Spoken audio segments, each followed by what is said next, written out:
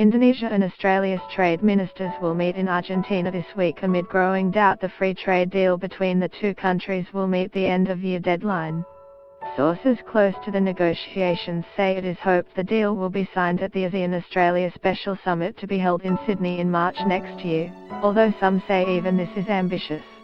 Negotiators failed to reach a deal in November, despite both ministers buoyantly predicting it would be the last round, with an 11th round of negotiations held in Jakarta last week. Both sides are tight-lipped about the roadblocks that market access and legislative constraints to Australia opening university campuses in Indonesia are understood to be among them. Asked if he was still optimistic that a deal would be concluded by the end of the year, Trade Minister Stephen Siobo said via SMS, "We are working toward that, only time will tell. From the outset I have said I want a high-quality trade agreement because that is what will drive economic growth and create jobs in both countries," he said. Both countries continue to hold the ambition to conclude shortly. Mr. Siobo said the countries would now consult closely with stakeholders in relation to their interests in the deal, known as the Indonesia Australia Comprehensive Economic Agreement. Get the latest news and updates emailed straight to your inbox. By submitting your email you are agreeing to Fairfax Media's terms and conditions and privacy policy. He said he looked forward to discussing it with Indonesian Trade Minister Ignatius Luka at the World Trade Organization Ministerial Conference held in Buenos Aires from December the 10th to 13.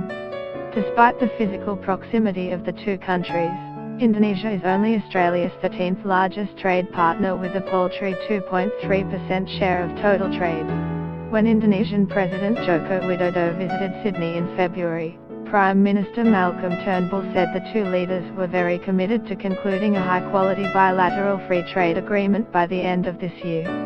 However, by August Indonesia's chief negotiator Deddy Saleh was already hosing down expectations, warning Indonesia was aiming for a good quality agreement instead of a high-quality one.